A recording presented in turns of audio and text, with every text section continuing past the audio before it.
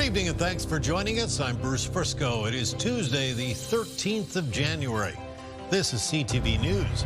Tonight, cross-examining a key witness in the double murder trial of an elderly couple. Fewer ferries, runs being cut to deal with mechanical issues. And the Mental Health Foundation hopes you'll get your body moving for a good cause. Live from our Maritimes News Center, this is CTV News. Here is Bruce Frisco. Good evening. A police shooting has left one man dead in Nova Scotia. Officers reportedly shot the man this morning after his vehicle went off the road at the intersection of Nova Scotia Highways 236 and 202. It started around 8:30 a.m. with reports of a man with a gun on Church Street in Sabaganagati. RCMP say the man threatened people inside a home before he left the area in a sedan. Officers spotted the vehicle on Indian Road, which is where it hit the ditch. The man was pronounced dead at the scene. Police are not commenting on the details, referring inquiries to the Serious Incident Response Team, which is now leading the investigation. A key witness was on the stand for the day at the Jansen Baker double murder trial in Moncton. CTV's Derek Haggett has more on what he told the court today. The defense cross-examined one of the Crown's key witnesses for most of the day here at the Moncton Law Courts. Yesterday, that witness testified that Jansen Baker admitted to him that he was responsible for the murders of an elderly Dieppe couple.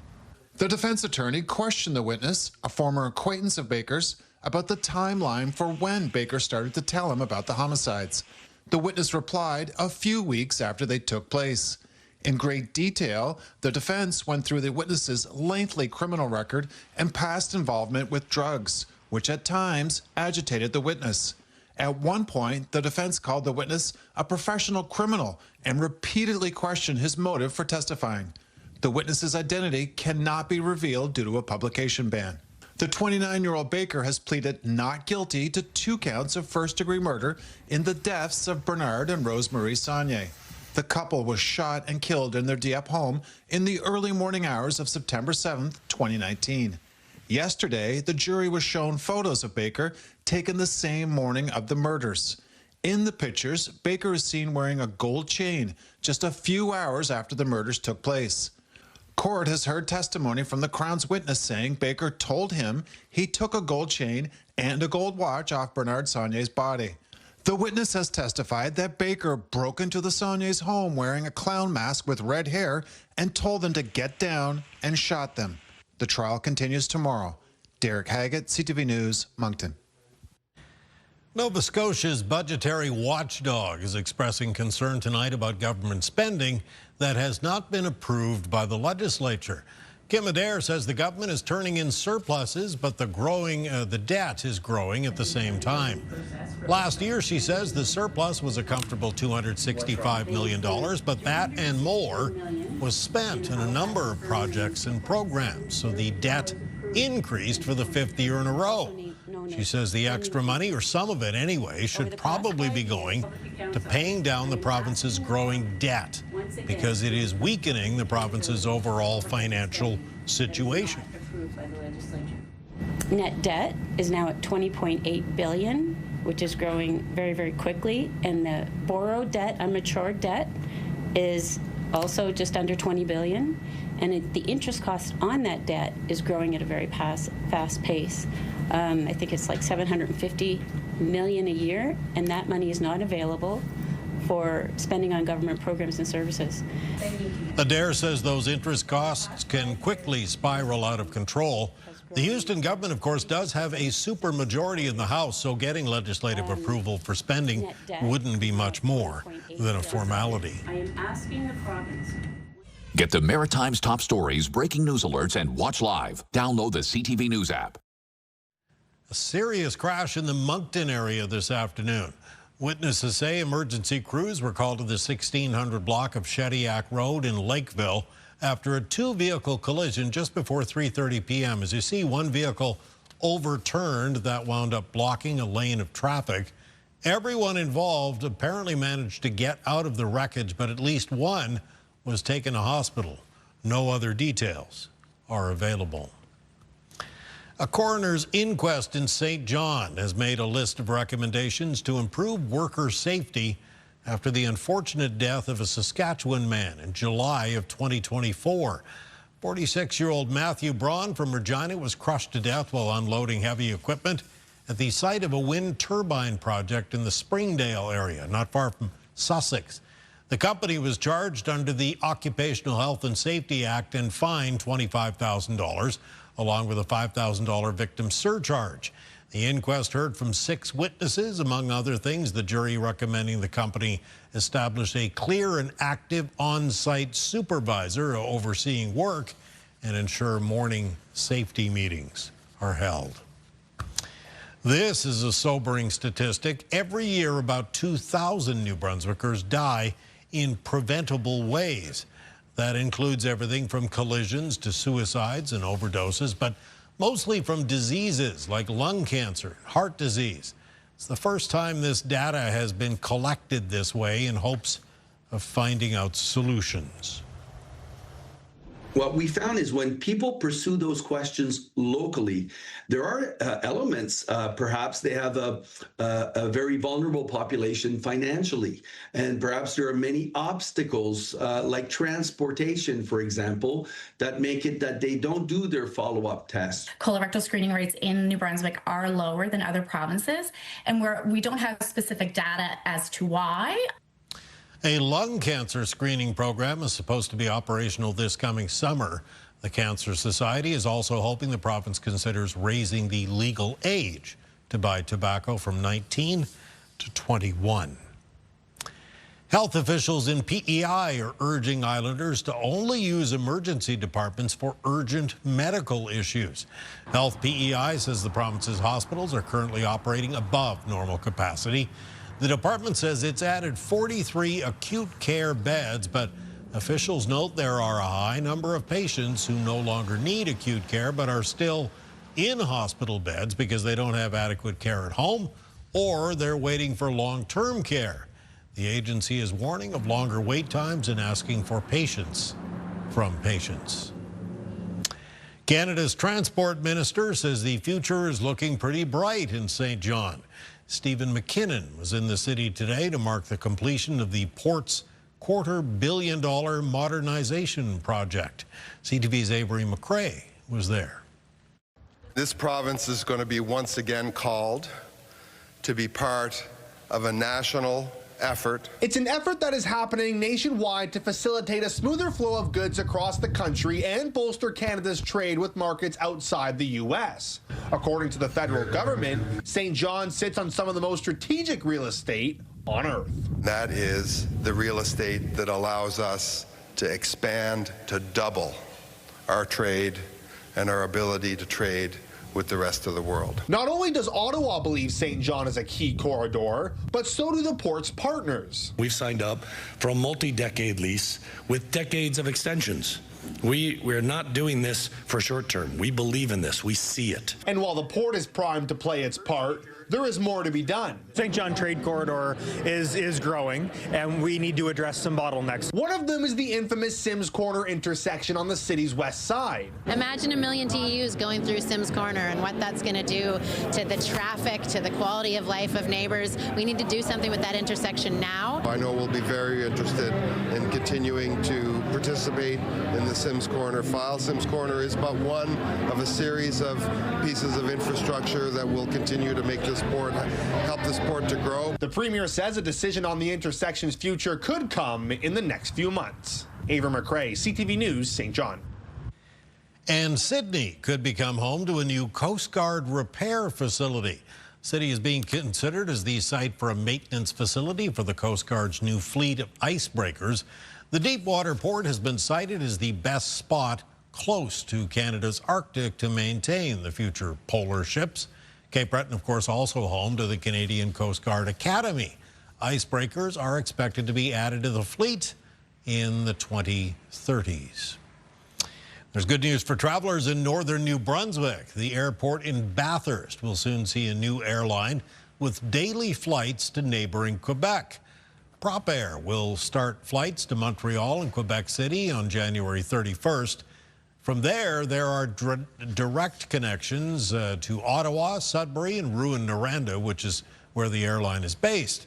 The Montreal flight nonstop 4 days a week. The other 3 days will include a Quebec City stopover. Flights will increase to 14 a week by mid-March. Commuters who rely on Halifax's harbour ferries are dealing with some delays after the Transit Authority was forced to change the schedule. The problem this time isn't employees, it's mechanical. CTV's Jesse Thomas explains. Commuters crossing the Halifax Harbour by ferry at Dartmouth's Alderney Landing will have to wait a little longer for the ride. Has the disruptions impacted you as a rider with the ferry? Well, it just made me a bit late for my appointment today, that's all. Halifax has reduced the Alderney ferry service to every 30 minutes on weekdays between 7:15 in the morning and 8:15 at night instead of the usual 15-minute departures. After the vessel, Vincent Coleman was pulled from service requiring repairs. But it's not clear what the mechanical issue is and how long the repair will take. It's disruptive when you lose a few days, but if it's going to go weeks or even months, then that really starts to impact people's day-to-day. Like his Dartmouth colleague, Councillor Tony Mancini is a frequent rider, and he worries about reliability standards. As we've had a lot of ferry schedules change because of labor shortage, and so that's an internal thing that we should be working on and are. Then we have a mechanical one on top of this, where the backup ferry is in dry dock. We've got the situation, which is very frustrating because we need all of our transit service. In a statement, the transit union says some of the mechanical issues could have been avoided had spare parts been stocked in advance. These parts come from Germany, so the lead time to acquire them is weeks, if not months out. Our members are ready to operate the proper number of ferries required for full service. Halifax Transit staff were unavailable for an interview today, but in a press release said repairs are dependent upon the shipment of required parts. Riders shared their concerns. For sure, like my school schedule varies a lot, and without any consistency, I really don't know what time to leave or stay or, yeah. For now, riders are being urged to plan ahead. Jesse Thomas, CTV News, Dartmouth. Still to come tonight, Kalen's full forecast, and we'll wade into a renewed debate about the best and most humane way to cook lobster. Coming up next, though, tackling litter. There's not fines being issued. New effort underway in the region's largest city to tackle an old problem. That's next. Stay with us.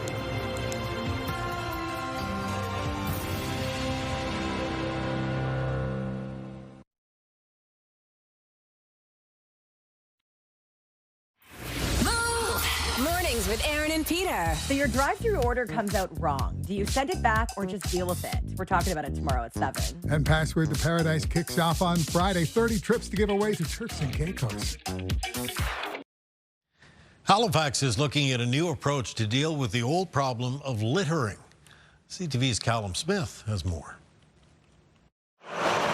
Councillor Nancy Hartling says heading out towards Peggy's Cove, Route 333, is a specific spot of concern when it comes to littering and debris. This is the single most traveled road for tourists in Nova Scotia.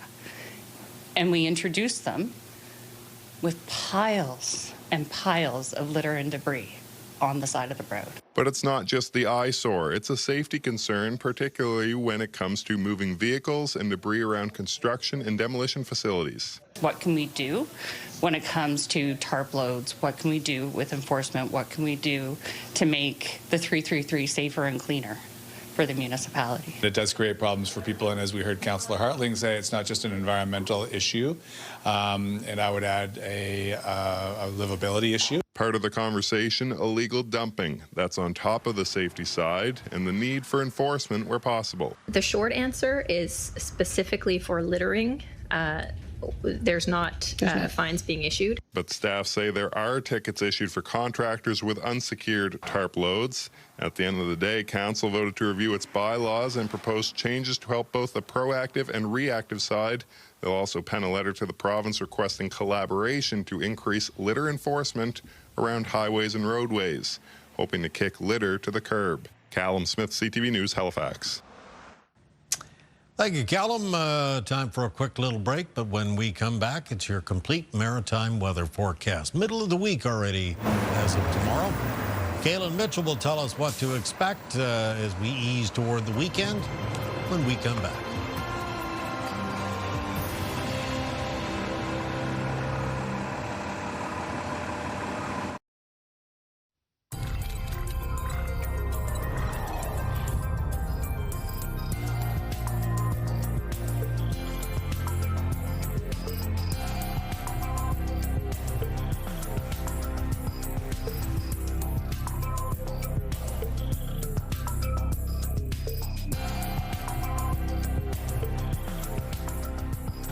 Tuesday night, 13th day of January, just kind of a low-energy, blah kind of day around here. Did you find? I blame the cloud cover. Is that what it is? It was one of those like gray January days for a good portion of the region. Here and there, the sun did break through a little bit, and a lot of cloud cover around tonight as well, Bruce. And really over the next couple of days. Taking a look at our weather systems map, cloud cover increasing ahead of a low-pressure system making its way through the Great Lakes region. This is actually going to develop a second low on the southern side of it that will arrive in the Maritimes on Thursday as a mixture of snow and rain. It'll actually be rain, drizzle, and fog for most of the Maritimes. The snow looks like it's going to be restricted right up around the northwest of New Brunswick. Now, for tonight in the north of New Brunswick, a little bit of light snow is expected to come through, maybe with some amounts of a coating up to around a few centimeters locally. Other parts of the Maritimes will be cloudy with some patchy fog or drizzle into the early morning hours of Wednesday. Temperatures are actually going to be rising tonight in a southerly wind. And tomorrow, a lot of cloud cover lingers around for the afternoon. Again, here and there, maybe the sun peeks through just a little bit, but it is going to be mild, even milder than it was today, because these winds are going to be around for Wednesday as well. Out of the southwest, they actually pick up a bit for tomorrow, with some gusts getting up between 20 and 50 kilometers per hour. So the low temperatures for the region for tonight, we're already at or past those for most of the Maritimes, and the highs in the forecast for tomorrow will climb up between 3 and 5 degrees for northern areas of New Brunswick, with central and southern parts of the province tomorrow with high temperatures around the mid to high single digits, including possibly 8 degrees at St. Stephen in the southwest of New Brunswick, 7 for Fredericton and 7 for Moncton. Prince Edward Island for tomorrow, temperatures will be up compared to today, with 6 in the forecast for Summerside, Cavendish, Charlottetown, 7 at St. Peter's Bay and at Montague. For Cape Breton, the high temperatures around 6 to 8 degrees on Wednesday. For the north shore of Nova Scotia, New Glasgow, Antigonish, pretty close to 9 degrees. And on the eastern shore, 7 at Canso and 9 at Ecum-Secum. 9 for Truro for tomorrow, 7 for the city centres, Halifax and Dartmouth, and 6 degrees for Amherst and Parsboro. The Annapolis Valley will be quite mild, with high temperatures near 9 degrees at Kentville and Middleton, 8 degrees at Digby, and on the south shore of Nova Scotia, high temperatures between 7 and 10, make up to 10 degrees for Bridgewater for tomorrow. Now, I mentioned a mixture of snow and rain coming in for Thursday. There you can see the potential, maybe 5 to 10 centimeters of snow from Edmundston up towards the Campbellton area. The other heads up I would give people is that if anybody was planning on traveling into Quebec on Thursday, it does look like there'll be more snow in and around the St. Lawrence River Valley. So if you're headed in that direction on the highway, you're likely to run into snowier conditions. Taking a look at our 7-day forecast, so the mixture of rain and snow for New Brunswick on Thursday is followed by a fall in temperatures on Friday, and flurries expected. A mix of sun and cloud after that on Saturday, cloudy conditions for Sunday, and a mix of sun and cloud to start next week before there's a chance of flurries on Tuesday. For Nova Scotia, the forecast, a rainy and foggy Thursday ahead. Now, in behind that, we do have some slightly colder air that's going to be moving into place for Friday, so it's flurries for Friday. Temperatures still pretty mild for the weekend, even though it's fairly cloudy both Saturday and Sunday. May see some snow Sunday night. Then a mix of sun and cloud to start next week with a chance of flurries on Tuesday. And for Prince Edward Island in the forecast, rainy and foggy conditions for Thursday, followed by flurries expected on Friday. Pretty cloudy through the weekend, possibility of some snow Sunday night. A mix of sun and cloud to start next week with flurries in the forecast for Tuesday. Bruce. Well, all of that will just cheer us all up. Yeah, there you go. I guess. Okay, thank you, sir. We'll step aside for just a couple of minutes, but stay with us. There is more to come.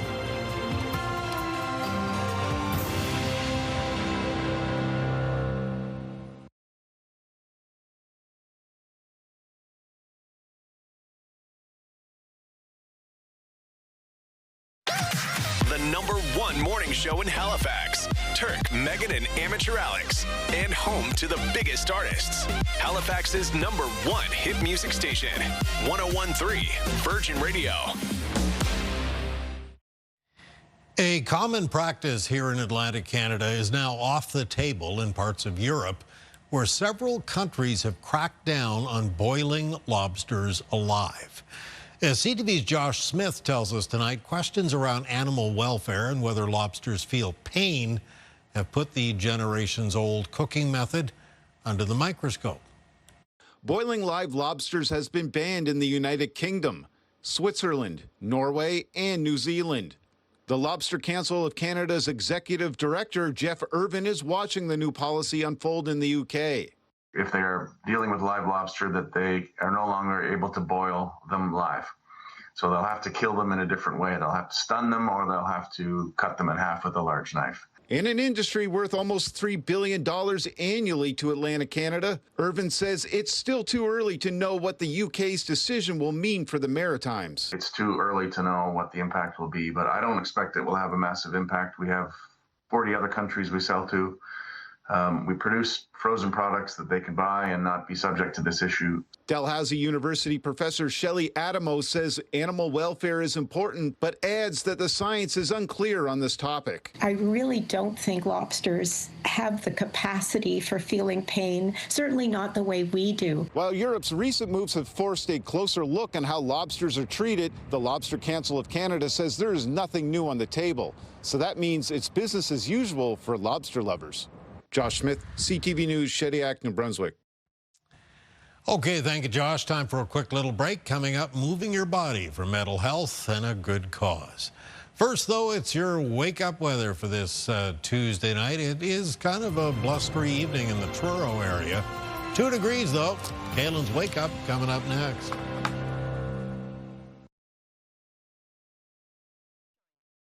That's it. We've now officially reached the middle of the week. We'll kick it off with the wake-up weather in Kaylin. Yeah, a cloudy Wednesday morning, maybe with a little bit of patchy fog and drizzle around. Temperatures are rising so that by the morning hours, in a lot of cases, there will be already on the plus side of the scale. Some light flurries are still possible in northern areas of New Brunswick. The afternoon remains mostly cloudy, but with a lot of high temperatures tomorrow coming up towards the mid to high single digits. Quite mild for this time of the year. Bruce.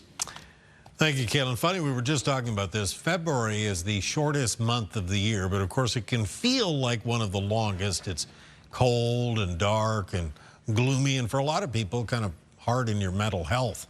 But as CTV's Hafsa Arif tells us tonight, an upcoming fundraiser hopes to encourage people to, well, to get a move on.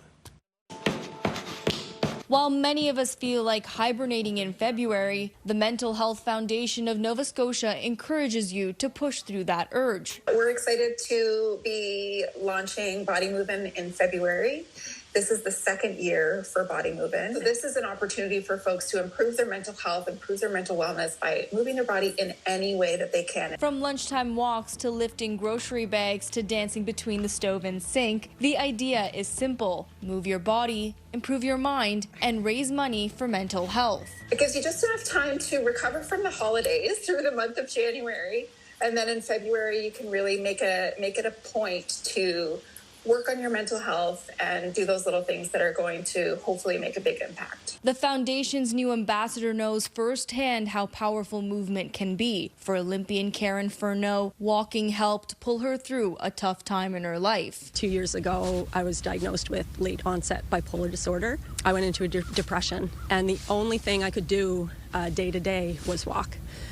Walking for me, it got me outside, it got me out of my thoughts. Last year's inaugural challenge raised $80,000. This February, the goal jumps to $100,000, and so does the energy. Because you get to choose how you move every day during the month of February, I think it made it really easy for folks to decide what that was going to look like for them. I'm kind of on a comeback now, so I really want to spread awareness around movement, and most importantly, the link between movement and mental health.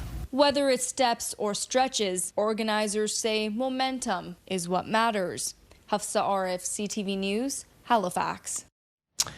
Thank you, Hafsa. CTVNewsAtlantic.ca is where you need to go if you'd like an update on any of our stories. It's always your home for news. Thanks for watching tonight. Hope to see you again tomorrow.